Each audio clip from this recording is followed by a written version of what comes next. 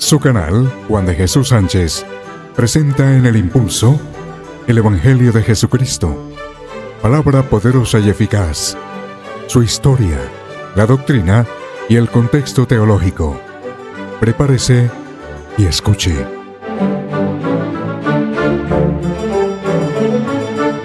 El tema: Jesús, la vid verdadera. Jesús, la vid verdadera. Esto lo conocemos. Y sabemos que la vid es una planta cuyos frutos son las uvas.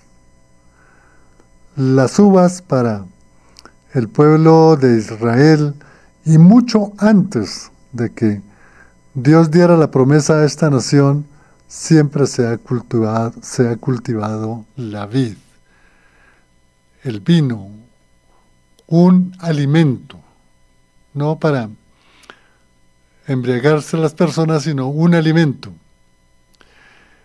Y mire que tiene una relación con lo que es precisamente la institución de la Cena del Señor, cuando el Señor está en la mesa con sus apóstoles, toma la copa y dice: tomad y bebed, porque esta es la sangre que será derramada por vuestros pecados. Una relación ahí con la copa que contenía el vino y la relación con la sangre. Bueno, también la sangre derramada de Jesús en la cruz pues está relacionada con la sangre derramada por el Cordero que se presentaba en ofrenda para la remisión de pecados, de tal manera que aquí indiqué toda una serie de metáforas, de representaciones que en su conjunto es una alegorización. Por eso este tema tiene mucha alegorización, pero tiene una gran enseñanza, que es la que nos va a compartir el pastor Guillermo, nos las va a explicar. Pastor, ¿en qué textos bíblicos se encuentra esta frase: yo soy la vid verdadera? Ojo, la vid verdadera. Sí, pues, primeramente, entender que esta alegoría que comenta el doctor Juani es importante, ¿no? No se ocupa nada más porque sí. Ya por temas de tiempo no podremos revisarlo, pero al amado oyente revise Lucas capítulo 13, cuando habla también de aquella parábola, ¿no?, de la higuera estéril, y la compara o le recrimina, ¿no?, que ocupando el lugar de la vid, ocupando el lugar del viñedo, ahí se pone una higuera. Entonces, esto de la vid es una alegoría que Jesús ocupa mucho también en las parábolas. Cuando usted estudia las parábolas verá bastante a la vid. Y es muy interesante porque en Juan capítulo 15, versículo 1, respondiendo a la pregunta que hace el doctor, Jesús hace una afirmación. Recuerde que si usted ha seguido los programas en las últimas semanas, hemos hablado cómo Jesús repite mucho esta frase, yo soy, hablando de esa referencia a su deidad desde la antigüedad, desde el Antiguo Testamento al Nuevo Testamento y por todos los siglos. Y aquí empieza diciendo en Juan 15:1, yo soy la vid verdadera y mi Padre es el labrador. Y así empieza ese capítulo que es maravilloso, en un contexto también que es muy interesante. Estúdielo, amado oyente, desde Juan 14 hasta Juan 17, todo el tiempo antes de que Jesús fuera entregado. Es muy espiritual porque él está hablando las últimas instrucciones a sus discípulos antes que él fuera traicionado, antes que él fuera crucificado. Entonces, aquí hace una afirmación muy fuerte, es a los discípulos, es a los más cercanos, y creo que nos interesa a todos los creyentes entender más de este mensaje, y aquel que todavía no sea cristiano, pero está escuchando de verdad, para que usted entienda la importancia de estas palabras. Jesús dijo, yo soy la vid verdadera. Él se está comparando con una vid, pero con una vid que es verdadera. Sí, señor. Pastor Gustavo, ¿por qué el texto que nos comparte, y bueno, y otros de las Sagradas Escrituras, especialmente en el Nuevo Testamento, por qué se hace tanta énfasis en la vid verdadera, no solamente en la vid como tal, sino en la vid verdadera. ¿Por qué ese énfasis? La verdad que está muy buena la pregunta y yo me atrevo a pensar que Jesucristo dio a entender que podía haber muchas vides, pero la vid verdadera, es decir, Él mismo, Cristo, era irreemplazable. Por eso en todos los yo sois que hemos estudiado, yo soy el camino, la verdad y la vida, yo soy la luz, yo soy el buen pastor y todos los demás que hemos estado estudiando en estos últimos programas, hace énfasis en que Él es lo único que necesitamos y es irreemplazable. Nadie puede competir con Cristo Jesús, ningún teólogo, ningún gran erudito, ningún sabio, ninguna gran denominación, aún nuestro mejor pastor y amigo humano no puede compararse con Cristo. Pero también nos viene a la mente, o por lo menos usted estúdielo en casa, amado oyente, Mateo 24, cuando habla acerca de esos que iban a querer reemplazar a Cristo al final de los tiempos, esos falsos Cristos, esos falsos profetas que nos traen falsos mensajes, como diciendo Jesús, no te confundas, yo soy el único Cristo, yo soy el único camino, la única verdad, la única vida, y yo soy la única vid verdadera. Solamente de mí y en mí vas a encontrar lo que tu alma necesita. Entonces, sí es importante, pareciera un detalle, pero todo el texto, cada versículo, cada palabra tiene una relevancia y esta es la relevancia de esta frase, la vid verdadera, es decir, no acepte imitaciones.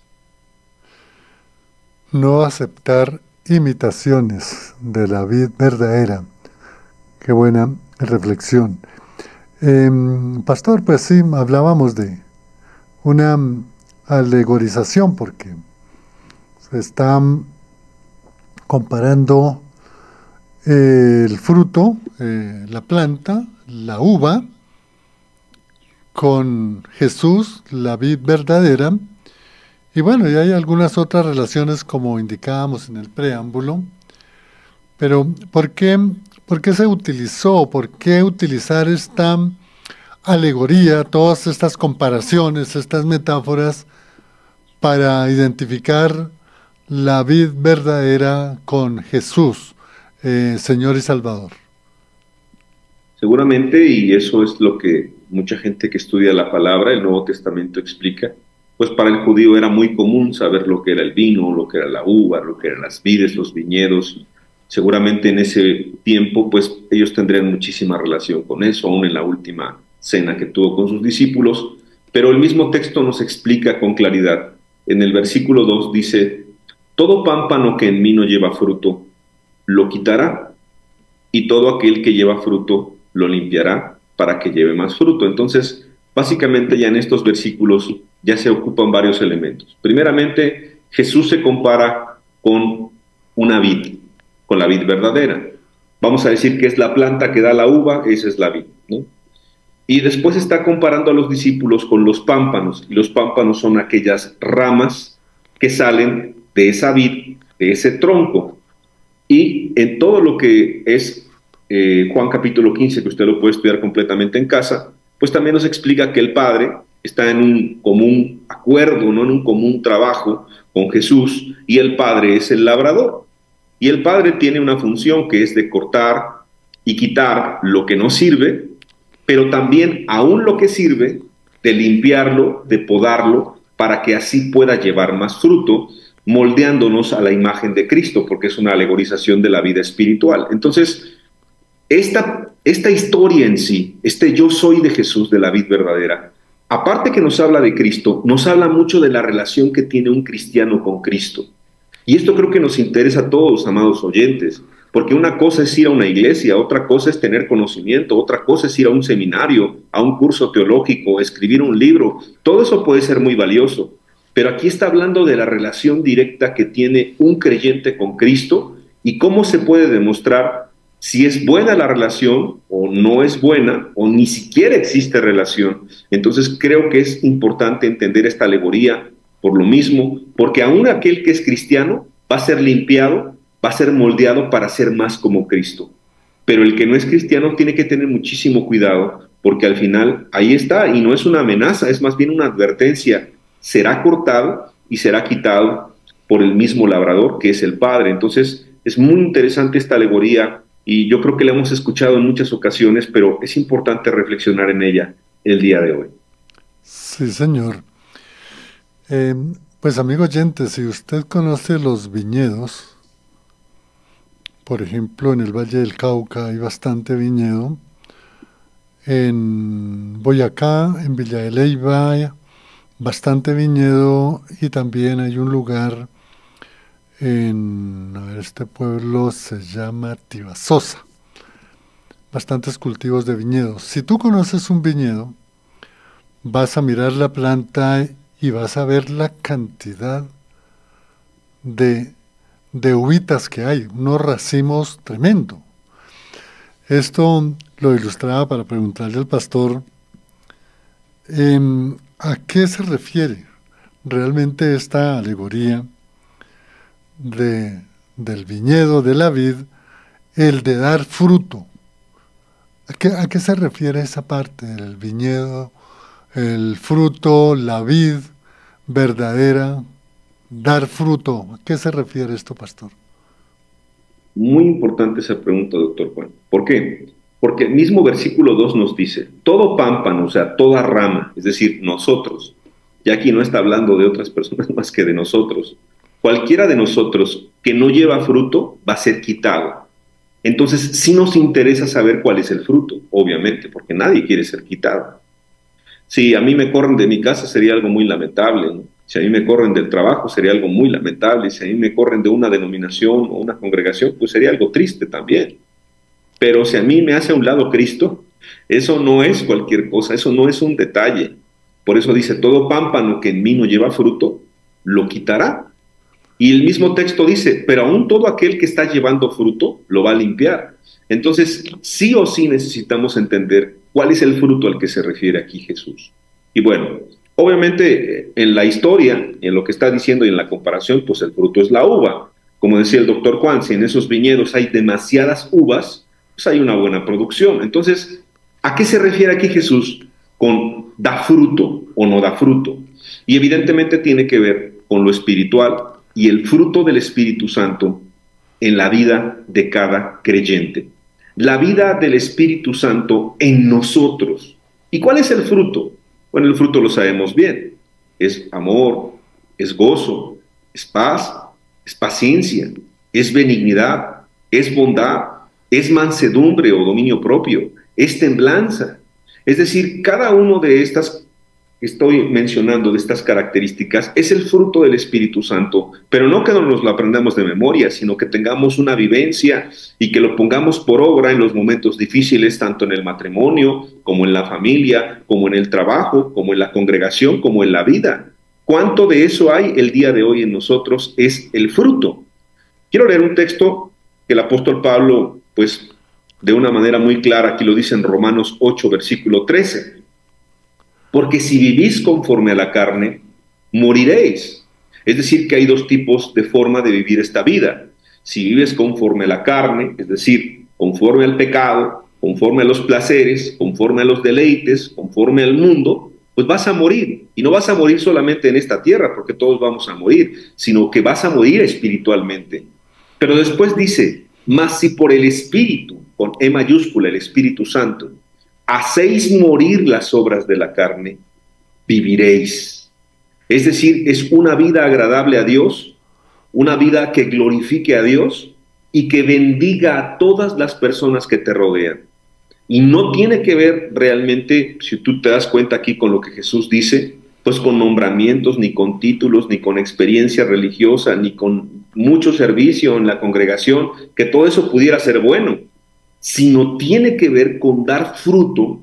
Y aquí el apóstol Pablo te dice, bueno, pues es que para poder dar fruto primeramente, pues tú tienes que conocer al Espíritu Santo. Y para conocer al Espíritu Santo, pues tú tienes que haber nacido de nuevo. Y para poder haber nacido de nuevo, tú tienes que conocer a Cristo, no de una manera intelectual, sino de una manera vivencial. Tuviste que haber nacido de nuevo, tuviste que haberte arrepentido de todos tus pecados y tuviste que haber nacido de nuevo y creer en Jesucristo. Entonces, esta alegoría de dar fruto tiene que ver con fruto cristiano. Tiene que ver con un fruto que no es conforme a los hombres, conforme al mundo, conforme a los rudimentos de esta tierra, sino tiene que ver con una vida apartado para poder vivir para Cristo. Entonces, ¿cuánto fruto estamos dando? No se confunda, amado oyente, no es cuánta gente estoy llevando a la congregación o cuánto estoy aportando económicamente a una congregación o cuánto hago, porque mucha gente confunde el fruto con esto y no, el fruto es más bien cuánto me parezco a Cristo. Por eso es que la misma historia, por eso es que la misma historia aquí de Jesús, que es la vid verdadera, dice que aún el que lleva fruto tiene que ser limpiado. ¿Y por qué? Porque tiene que parecerse más a Cristo todavía. Porque tiene que ser a la imagen y semejanza de Él. Porque el apóstol Pablo era uno de los mayores deseos que tenía en su corazón. Sed imitadores de mí como yo soy imitador de Cristo. Porque teníamos que llegar a esa imagen del varón perfecto. Entonces, qué importante es que nosotros podamos valorar cuánto fruto cristiano hay en nuestra vida. Aquí no se trata de juzgar a otras personas, sino cada uno examinarse a nosotros mismos, porque evidentemente es fácil decir, bueno, es que no hay fruto cristiano aún en muchas congregaciones o en muchos lugares. Está bien y es correcto, pero ¿cuánto fruto cristiano hay en mí el día de hoy? Creo que es una buena pregunta. Gracias, Pastor Gustavo. Pastor Gustavo, nos ha llegado aquí un mensaje de Juan Aponte. Bueno, puede ser un primo. Está bastante larga la descripción, pero me parece bien interesante. Voy a tratar de resumirla, pastor. Dice Juan Aponte: trabajo en un viñedo, y para que las frutas sean buenas, hay que utilizar las mejores semillas y la mejor agua y los mejores insumos. Ahora aquí ven, si no se utilizan esos anteriores productos excelentes, la uva se daña y no sirve para el fermento del vino. Y acá abajo pregunta: ¿es así una persona que aprende a estudiar mal la Biblia y luego su fruto no sirve para nada porque no le enseñaron la Biblia o porque no recibió enseñanza correcta de la Biblia? Esta pregunta me parece bien interesante, y sobre todo con una persona que trabaja en un viñedo. Bueno, Aponte, yo tengo unos familiares allí en Villa de Leyva, ¿no? Y puede ser algunos primos míos. ¿Qué le contestamos a Juan Aponte? Es un ejemplo bien interesante. No, pues un abrazo a Juan Aponte, y que la verdad que está comentando algo muy importante y es espiritual. Quiero leer un texto del Antiguo Testamento y nos puede dar bastante luz a lo que comenta nuestro amigo Juan Aponte. En Jeremías capítulo 31, versículo 29, había un dicho, porque esto del viñedo y la uva y la vid, eso viene desde el Antiguo Testamento. Y dice: en aquellos días no dirán más, los padres comieron las uvas agrias y los dientes de los hijos tienen la dentera. Es decir, había una uva que era buena y había una uva que era agria. Entonces aquí vemos una mala calidad de la uva. ¿Por qué es la mala calidad de la uva? Porque evidentemente no tiene los elementos. Y si quisiéramos hacer una alegorización, que probablemente lo podamos hacer un poco más adelante en algún programa, consumar muchos de los elementos, pues es que así es que es lo espiritual. Si no hay el corazón correcto, como en la parábola del sembrador, no es la buena tierra. Si no hay la buena agua, que es la palabra de Dios, si no hay la buena semilla, que es el evangelio correcto, y hay un evangelio diferente, un evangelio leudado o degradado, que le han quitado partes o le han añadido partes, o sea, evidentemente el fruto va a ser malo. El fruto no va a ser un fruto verdadero, va a ser una uva agria. Y por cierto, complemento Jeremías 31:30, sino que cada cual morirá por su propia maldad. Los dientes de todo hombre que comiere las uvas agrias tendrán la dentera. O sea, evidentemente aquí nos habla de un fallo en el fruto y un fallo en el corazón. Y lo que dice nuestro amigo Juan es de reflexionar. La verdad es que la parábola, y de verdad lo cito otra vez, Lucas capítulo 13, lo que espera Dios de cada uno de nosotros es que demos lo mejor, el mejor fruto. Nos compara con una higuera en Lucas capítulo 13, pero está diciendo, es que lo de mejor calidad son las uvas, son los viñedos. Entonces, demos lo mejor que tenemos en la gracia y la misericordia de Dios, pero para eso tenemos que proveernos los elementos necesarios para que podamos ser buen fruto en las manos de Dios, y los que somos fruto por su gracia, seamos humildes para ser limpiados y parecernos cada vez más a Cristo. Gracias a Juan Aponte por su aportación. Gracias, pastor, por esa respuesta. Y a Juan Aponte, efectivamente, me manda a decir que sí, es un primo. No sabía que estaba allá en Villa de Leyva. Un abrazo, primito. Qué bueno que estén estudiando las Sagradas Escrituras. Bueno, vamos a ir a la pausa. Después de esta explicación tan excelente, hoy en el programa El Impulso con el pastor Gustavo Rosales desde la Ciudad de México con Jesús, la vid verdadera. Ya regresamos. Sigan conectados. Ya regresamos con más información sobre el tema. Háganos saber sus inquietudes sobre lo expuesto e inscríbanse. Regresamos en esta segunda parte del Impulso. Hoy con el pastor Gustavo Rosales desde México, enseñándonos sobre la vid verdadera. La vid verdadera.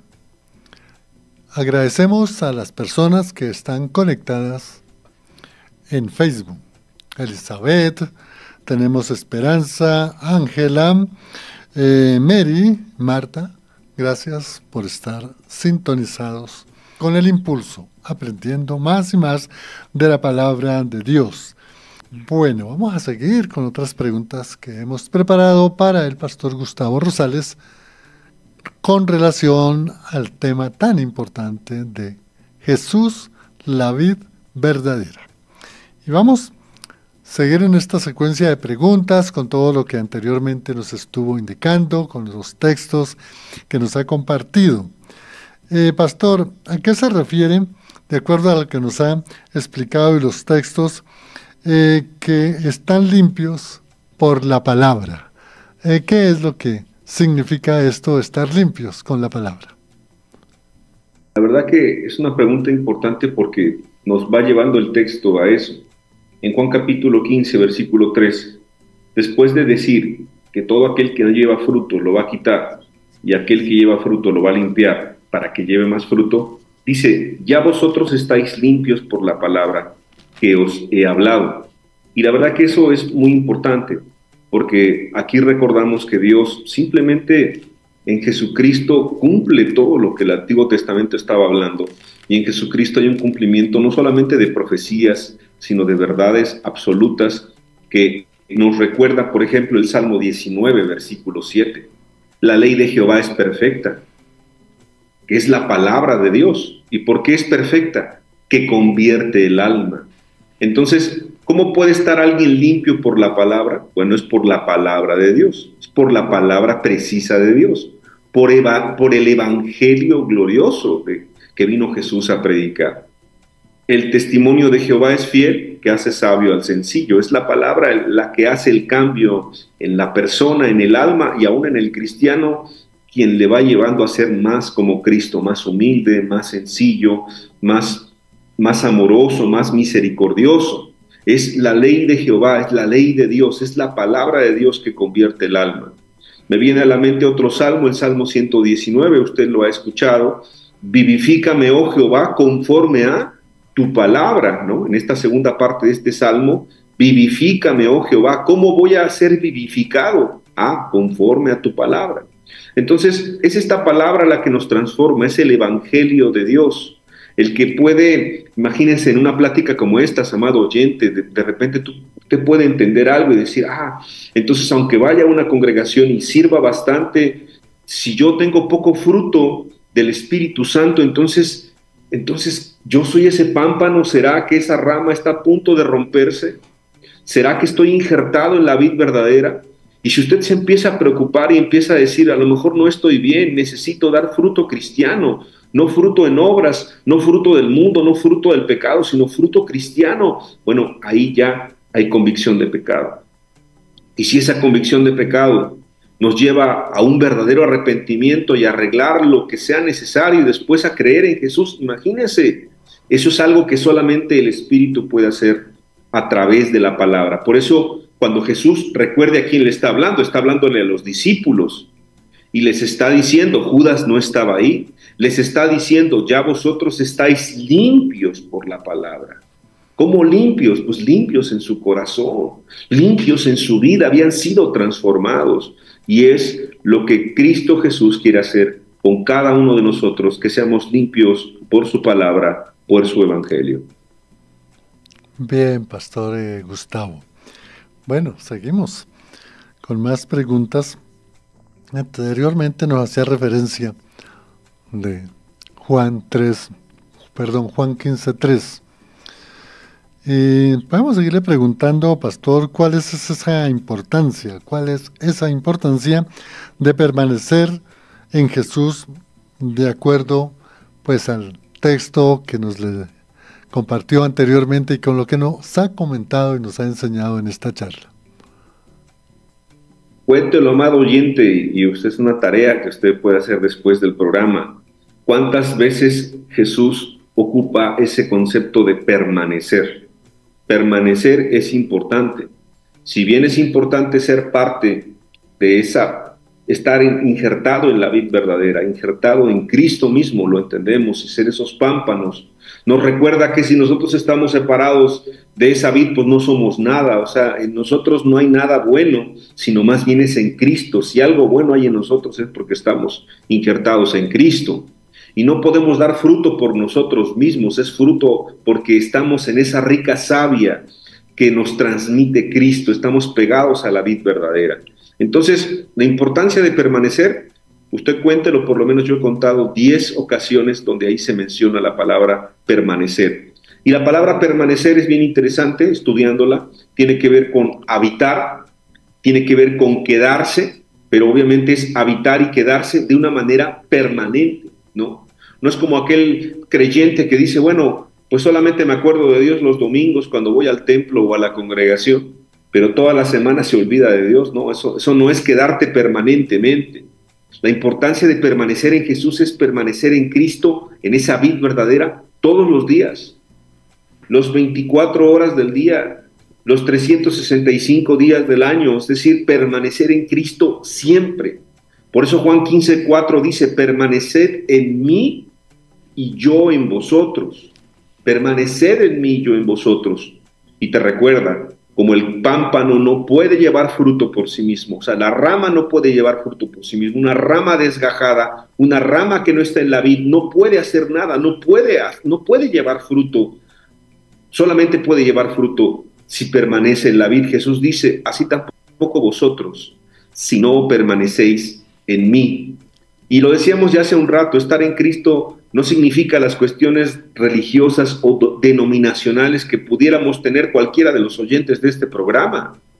Jesús dijo en Mateo 7:16, por sus frutos los conoceréis, por sus frutos los conoceréis. ¿Acaso se recogen uvas de los espinos o higos de los abrojos? No, las uvas se recogen cuando están puestas en los pámpanos adecuados y cuando están injertados en la vid. Entonces hay fruto cristiano en nuestra vida, porque si no hay fruto cristiano en nuestra vida, amado oyente, ya ahora entendemos un poco más. Podemos escuchar predicaciones sin el respaldo de Dios, podemos orar, pero las oraciones pueden ser rutinarias, secas, sin vidas. Hay algo que decimos pero no lo vivimos, hay una falta de congruencia. Podemos decir entonces que hay una falta de fruto cristiano. Por eso Juan 15:5, termino con esto la pregunta. Yo soy la vid, vosotros los pámpanos.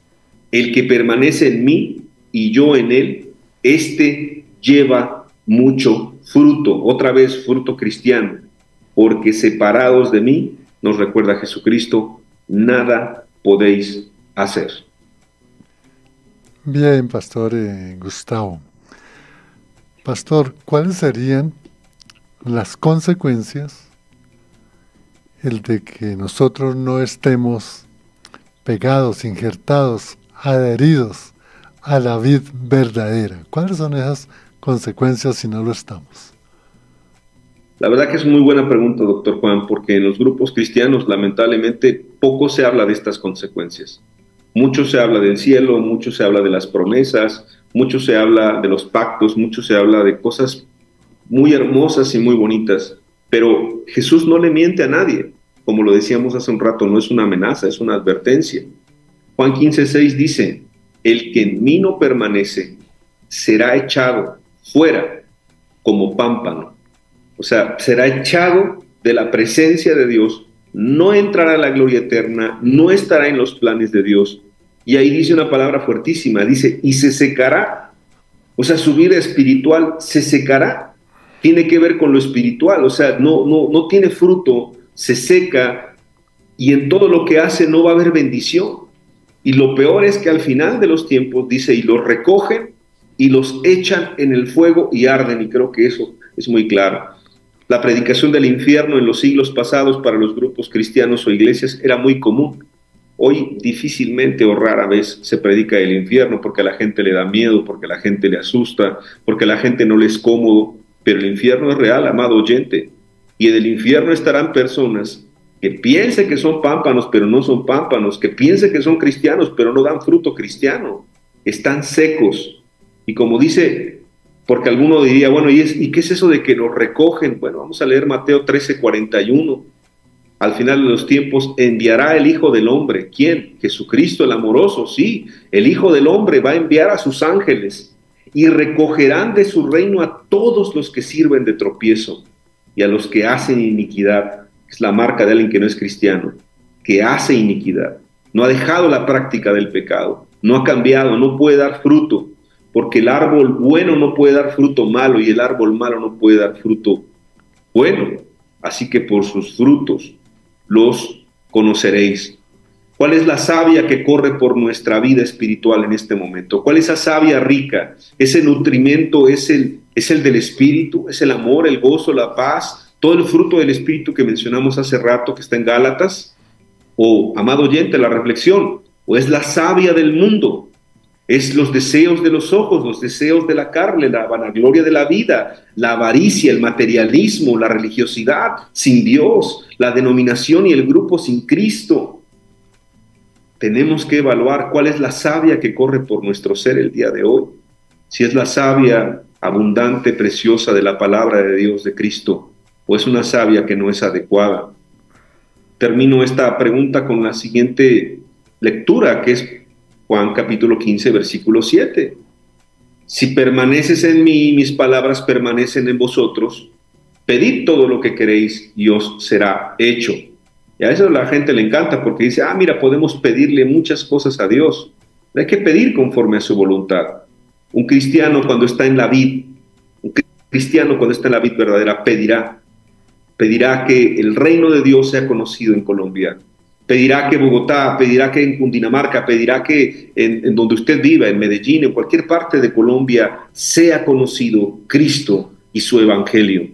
Esa es la gran diferencia con aquel que será desgajado, aquel que será echado en el horno de fuego.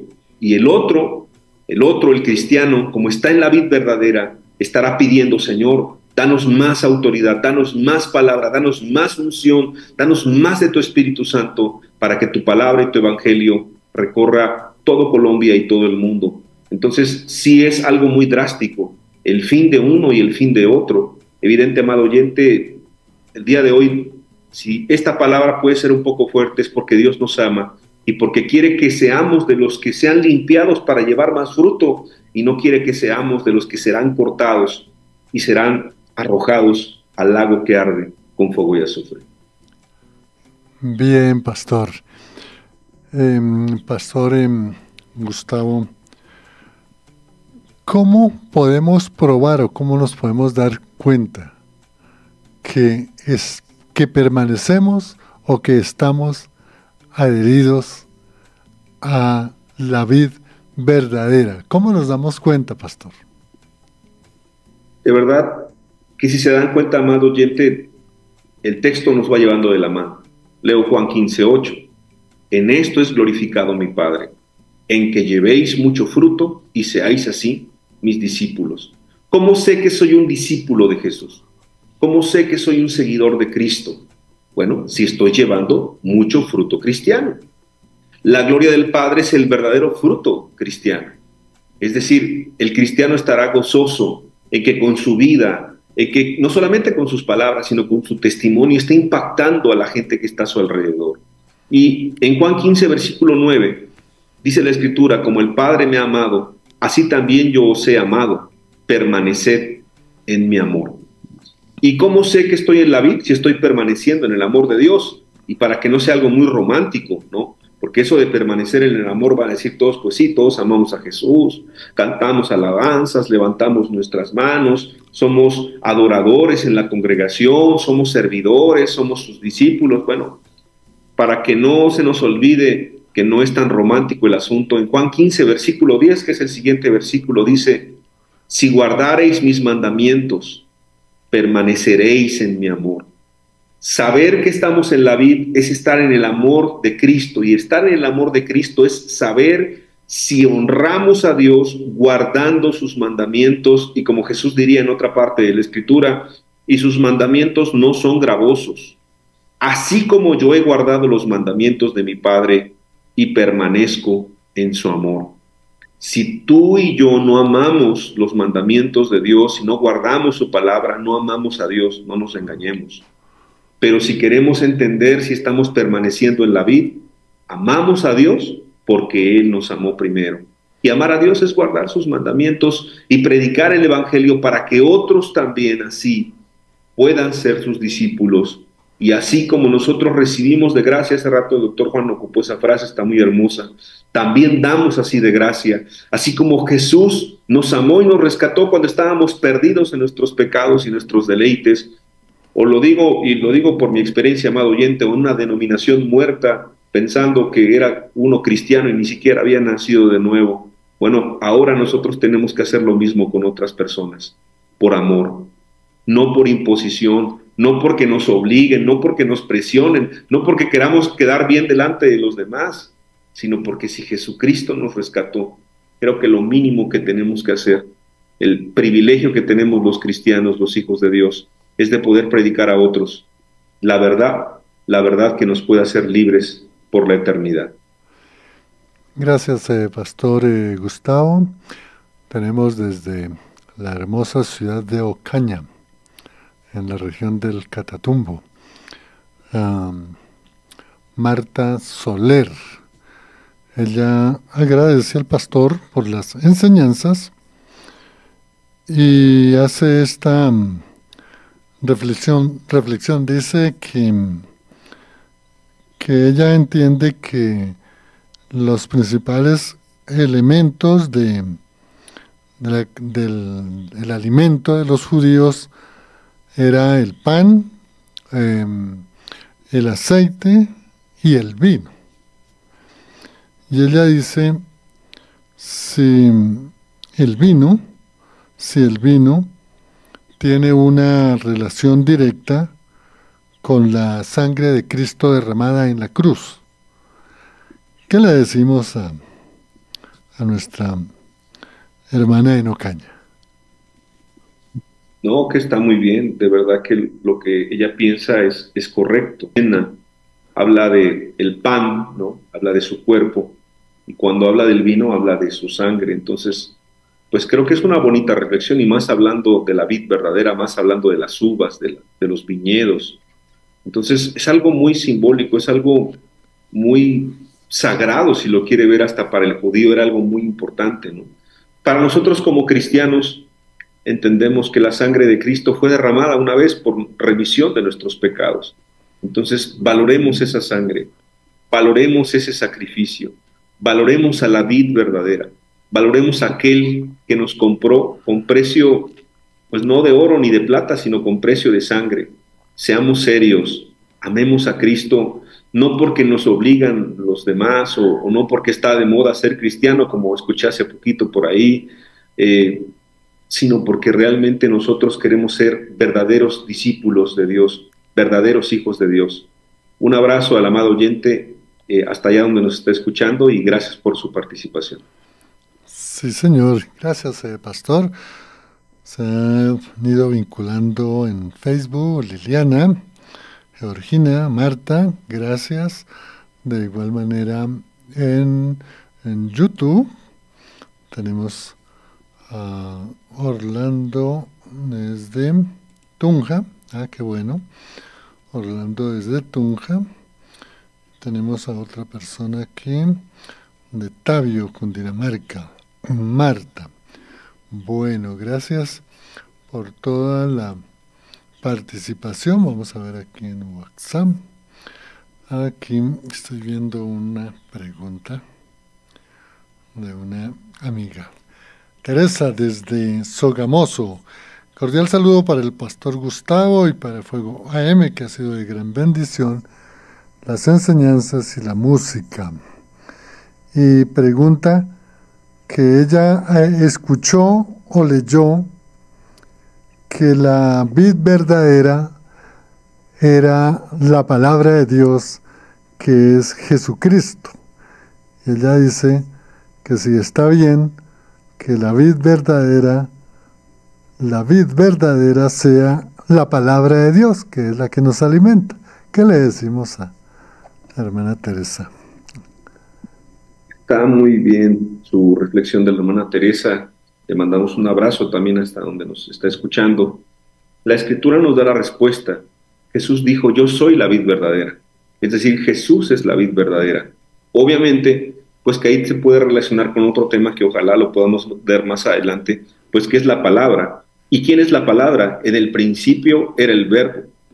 Y esa palabra tiene una traducción que es la palabra logos. Entonces, la palabra misma es Dios. La palabra misma es Jesús. Entonces, tiene razón en ese sentido. Es la verdadera palabra del cielo y es la vid verdadera la que nos alimenta. Y es el mensaje del cielo, pues que es dado a todos los hombres para que podamos ser salvos. Jesucristo en rescate de la humanidad y por cada uno de los presentes para que podamos tener vida eterna. Gracias, Pastor Gustavo, a todos los amigos que se conectaron por Facebook. Ahí también llegó Luz Borda, llegaron otras personas. Y gracias por la participación. También los que estuvieron dejando sus mensajes en WhatsApp y en YouTube. Pastor Gustavo, gracias por la enseñanza, por la explicación sobre la vid verdadera. Qué bueno estar adheridos, pegados, no soltarnos de la vid verdadera, que es Cristo Jesús. Gracias, pastor, hasta otra oportunidad. Bueno, a usted, amigo oyente, por la participación.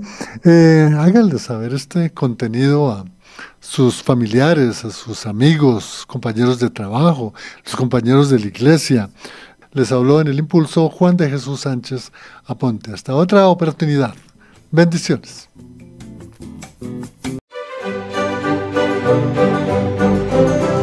Gracias por estar con nosotros en el Impulso.